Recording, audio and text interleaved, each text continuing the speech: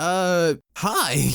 There's a lot of you since I last posted, and something tells me it was because of the Bugsnax video. And since I'm not one to disappoint people, I'm gonna try to strike gold twice for you guys. This video will be kinda different from the last one since it's got only 4 of the characters from the base game to cover, and while those characters needed that screen time, I also want to address things people have been saying on that first video since I posted it. Along with that, I just want to talk about how the game has been changed since I last covered it and all the little quality of life things with it. Let's start with what you all came here for and then knock out the smaller things afterwards. So please join me as we have a second helping of Bugsnax.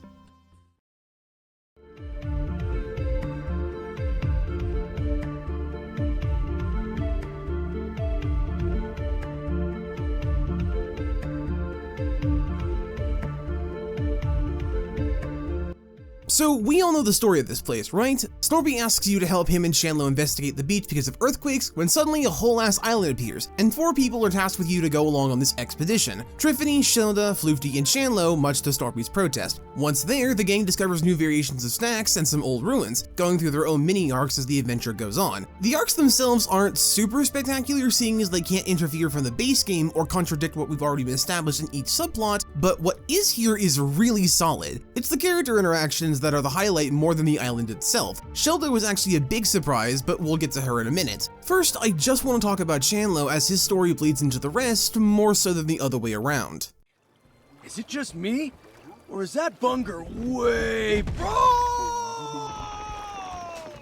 Chandlo is here to get stronger just like in the base game. The problem is that just like there, the snacks aren't helping no matter how big they are. His real dilemma is being okay with how he is and coming to terms with the fact that Snorpy is much more paranoid than he likes to admit. He worries about protecting him or being what he needs even though he's already what Snorpy needs. That's why he loves him in the first place. Oh, I should mention this all takes place before the climax, so they haven't officially had the relationship talk from the finale, although Chandlo already thought they were dating, so this doesn't change much. It just helps put context on where this falls in the timeline. Anyway, he asks Shelda, Floofty, and Triffany for advice, and they all give different flavors of help on this topic. Shelda, ironically, is the most poignant on things since she knows best out of the group to get through to his thick skull. Chandlo, you are strong and wise and wonderful, and you can do everything to support him. But you cannot fix him. Understand? That's rather powerful coming from the woman who's all about grandeur and mincing her words with long and pontificating nonsense to sound smarter than she is for appearances. More on that in a bit. I just like it when characters bluntly state the obvious. Beating around the bush is not good for anyone, and this moment shows that well. Floofty, not to be tactful when talking about their brother, tells Chandlo that he's clouded by his fear on things. He was always a little fearful as a child, but as time went on, he got way out of hand with it to the point that it defies common sense. Sure, he has justification, but not a solid reason as to why, and that makes all the difference. This helps Chandlo feel like he's not wrong for feeling like things have gotten worse, but it's also not his fault. However, he's still able to help get things back on track if need be, which I think is rather smart, but then again, look at who it's coming from. Triffany has the same general talk, only from a third-person mom perspective. Given her vast knowledge of history, it stands that she'd know more about things Snorpy drones on about, but sadly, she too says that he's making all this up because he wants to believe it. Chandlo's friends all tell him the same thing and eventually he gets it. It's hard to see the one you love be this gone, but he had to come to terms with it so that he could address it with him. He even says they have things to talk about when they get back to the main island. It's a solid look into relationships and how the person dealing with someone with delusions is handling it. More often than not, we see the other perspective, and this is a good way to look at it so people know it's not your job to fix it, but you can help if you want. God, this game's writing is good. Ah, the goggles! They do nothing! Ah. Floofty honestly has probably the second to last arc in terms of overall changes. They don't really have an attitude adjustment or anything, they simply just begin to become more chummy with people. Making an effort to be less antagonistic is a good arc, but you really can't go on about it when it was also the point of the base game. Only here the targets change from Snorpy to Shelda. Floofty, and to a lesser extent Triffany, are here for the plot to happen. The scientist and the archaeologist are of course going to come here, but there's not much you can do with them because most of their quests are based on the lore rather than anything else.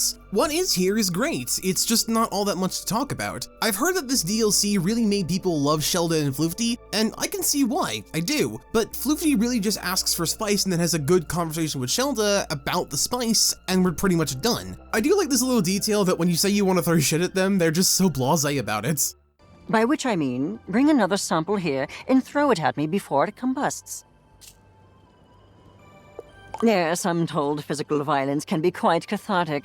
That's just funny. It is rather interesting that they have to deal with people in a way they haven't had to in a long time, not to mention the person they actively hate who ends up being helpful in their endeavors. This one conversation with Shelda was worth Floofty's whole side thing because it begins a new friendship between them and speaks to neurodivergent people in a big way. Floofty is some kind of autistic, there's no denying that. We're rather blunt and forward people, and the base game showed that really well. However, something people don't understand is how to reach us, and the simple answer is ask about our interests, and we tend to be more open about that. Shelda is useful in this scenario and actively engages with Floofty and even matches wits with them, and that leads to them being willing to help her with her arthritis, and that's super realistic to how people on the spectrum behave. Whether intentional or not, this coding allows us to bridge the gap between non-binary people, but also neurodivergent people who aren't as pleasant as society wants them to be on face value because we aren't capable of that. Sometimes we're dicks, sometimes we're not. They're just so to the point that even when they're being nice, it sounds mean. Again, their arc isn't all that complex, but it does add something meaningful,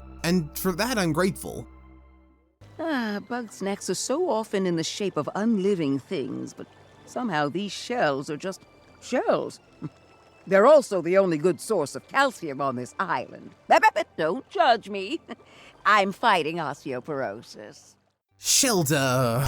Where do I begin with Shelda?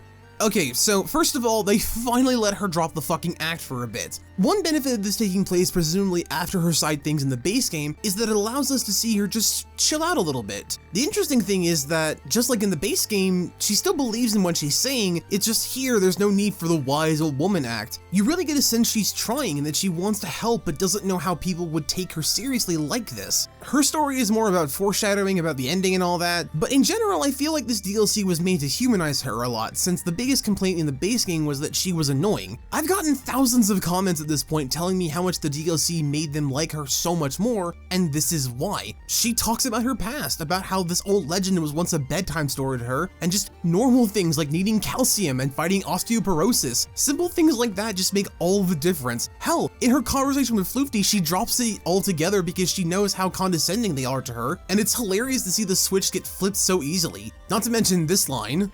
Floofty, did you tell the journalist to throw acid at you? This all goes hand in hand with what I was saying last time, that she learned that she was wrong on her old shaman act, and so changes it accordingly when needed. Otherwise, she's great, super funny and honest. And there's this sense of sincerity to it all that you genuinely feel the entire way through the campaign, and I love it. Oh, hey! You can see the camp from up here. At a nice, safe distance. Trifany is... well, she doesn't really change that much. If I'm being honest, her arc kind of feels similar to Filbo's in the base game. She feels like since she's the archaeologist and the most accommodating out of the 5 of you, she has to be the one in charge, but she works the best alone on her expeditions, and that never really gets resolved other than her just getting over it. We kind of just tell her, if not her, then who, and that gets her where she needs to be. With Filbo, it took people coming back and talking out their differences with us and their respective people to start warming up to him again, so the leadership thing felt like it took the right amount of time, but since we're on a bit of a time crunch, it doesn't really feel like we're adding anything to her. She more helps the others with their goals, like Floofty understanding the geography better, and well, yes, Trifany and Shelda discuss things like the ruins in the big group chat. It's just not a lot to go on here. It's good, just not fantastic is all I'm saying. It's more just continuing what we learned from her side quests in the base game, which is not bad at all, it's just not super engaging half the time. Alrighty, with our lovely Grumps handled, let's talk about the other big thing this story added before we move forward. When exploring with Trifany, you find this triangular-shaped key. You can't do anything with it on the island, but if you stumble around the Boiling Bay for a while, you come across this weird triangular building with nothing in it but lots of tape recordings and puzzles. And if I'm being honest,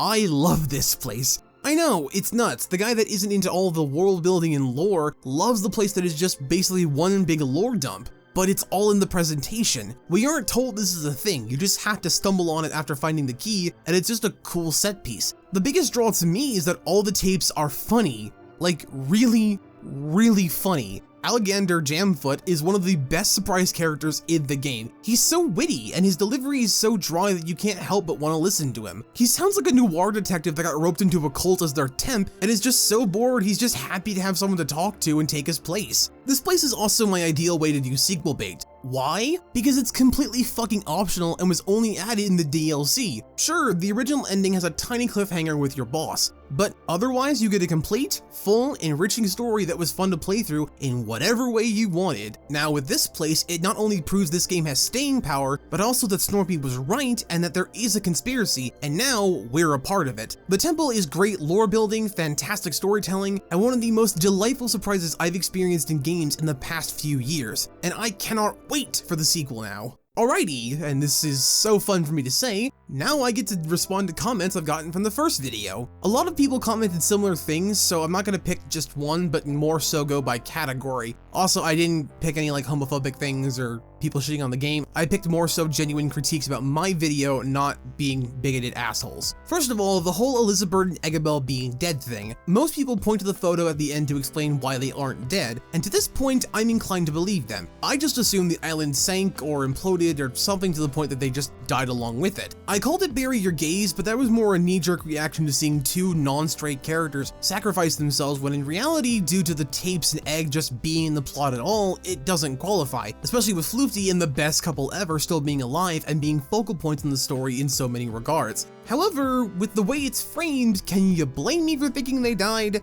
They jump in, save us, and the next thing we see is an active volcano in the distance. I just assume they died. Second, I had a large amount of people tell me that Wiggle does try to eat Gramble's pets, and yeah, that's on me. I forgot there was a thing with Beffica about following her and she's trying to get a snack to follow her out of the barn, but we stop her and that's what I remembered. My point still stands that she has this moment of weakness, but thanks to us, she's able to overcome it, and I think that's a really good way to look at her and give her depth. Another thing with her is that when we meet her, she's got a mohawk, and people use that to imply that she's eaten his stuff. However, the problem with that is that that's a cheese poof, and those aren't native to the beach, so I didn't mention it since it's not one of Gramble's. It's something that she got on her own.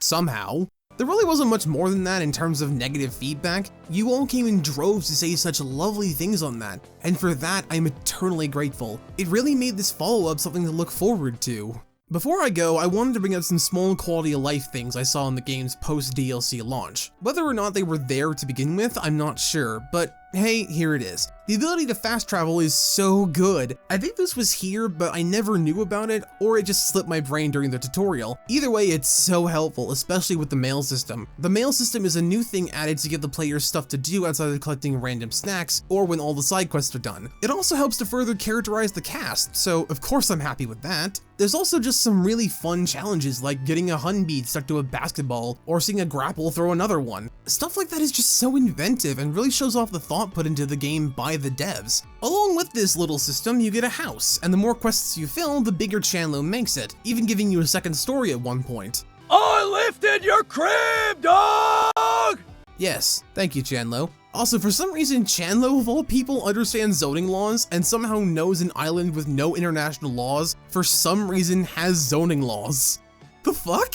Like, that's a funny joke at Filbo's expense, but my brain hurts trying to understand the idea that this place has zoning laws in the first fucking place. Anyway, the house is a nice touch. I watched my boyfriend play this in preparation to this video, so I got to see how the new content fit into the game organically. One tiny thing I noticed was that now when you're done with a cutscene, you are now at your house. Same thing with the scenes like when the town gets ransacked and when Chandlo turns up. You now just start in your house for that rather than at the campfire. Oh, and the boss fights are redoable. Once defeated, there are these statues in each of the 4 areas that, when touched, summon the boss for you to redo and catch it. I love that in games, and I wish more gave you the option, be it a straight up redo or a harder version or something like that. Just letting us have the option is so nice. The Isle of BIGsnax is a wonderful DLC, full of wit, charm, and all the lovely things we've come to expect from the team. There's even a proper interview with Eggabell that when you complete it, she gives you tape 0, which shows how Snackbird got its name, and it's just the most pure thing in the world.